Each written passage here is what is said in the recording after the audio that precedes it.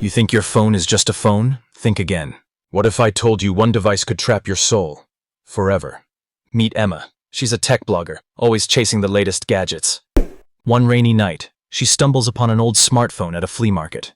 No brand, no model, just a cracked screen glowing faintly under the dim light. The seller warns her. This phone chooses its owner, but beware. Once it's yours, it never lets go. Emma laughs it off and buys it, thinking it's a quirky collectible. Back home, Emma powers up the phone. The screen flickers to life, showing only one app. Echoes. Curious, she taps it. Suddenly, the phone whispers her name. She freezes. The voice is her own, but warped, distant. On the screen, a gallery of photos appears. Her childhood, moments she never shared online, even faces of people she barely remembers. How does it know all this? That night, Emma dreams of the phone calling her from a dark void. She wakes up to see the screen alive, displaying a message. Answer me. Unable to resist, she swipes to open the app.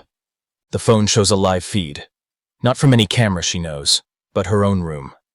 Shadows move, and a figure stands behind her reflection in the mirror. She spins around, empty.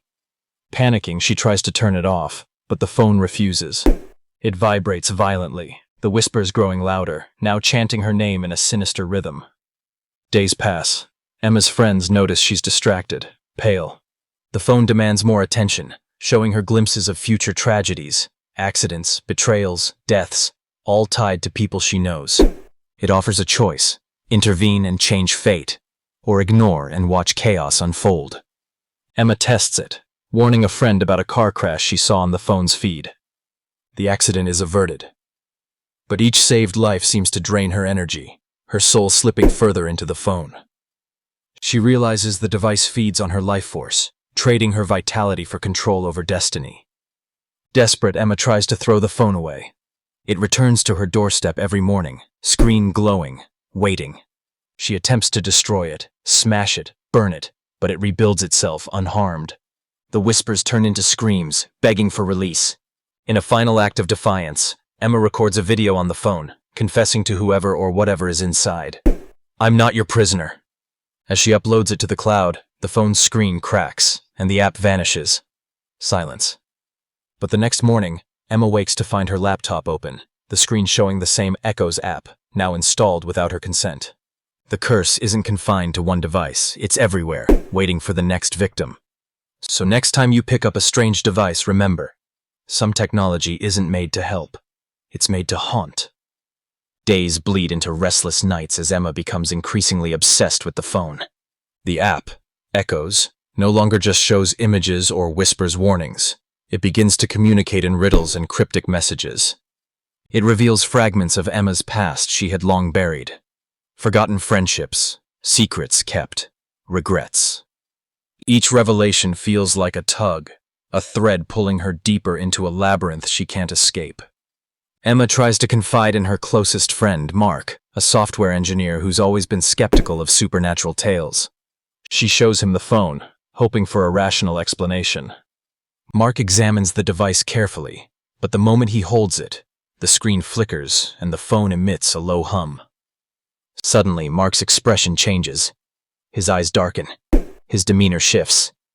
He warns Emma to get rid of it, but then strangely insists she must keep it safe. Confused and frightened, Emma watches as Mark slowly distances himself, acting like a stranger. The phone's influence spreads beyond Emma. It's infecting those around her, twisting relationships, sowing distrust. One evening, Emma receives a message on the phone, not in text, but a series of images, her own life flashing before her eyes, but altered. It shows possible futures, weddings that never happen, friendships broken, even her own demise in a fire. The phone is showing her the cost of meddling with fate. Emma's health deteriorates. She loses weight, her eyes hollow.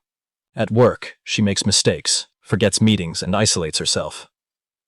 The phone's whispers grow more demanding, urging her to make harder choices. It tells her that the only way to break free is to pass the curse on, to choose the next owner. Torn between self-preservation and the moral burden of condemning someone else, Emma grapples with the decision. She tries to hide the phone, bury it deep in her closet, But the app finds her, invading her dreams, speaking directly into her mind. One night, the phone's screen displays a chilling countdown. Seconds tick away. Emma feels an overwhelming pull, an urge to surrender. As the timer hits 0, the phone's glow expands, filling the room with an eerie light. Emma's body stiffens. Her eyes glaze over. The phone's screen shows a silhouette merging with hers, her soul being pulled inside. In a last act of will, Emma grabs a nearby mirror and smashes it, shattering the reflection. The phone flickers violently and falls silent. Emma collapses, gasping for breath, free for the moment. But freedom is fleeting. The final scene shows a delivery box left on a doorstep across town. Inside lies the same mysterious phone, screen cracked but glowing softly. A curious hand reaches for it. The cycle begins anew. Remember, some devices are more than circuits and screens. They hold echoes of those trapped within, waiting patiently for you to unlock their secrets. So think twice before you answer a call from the unknown.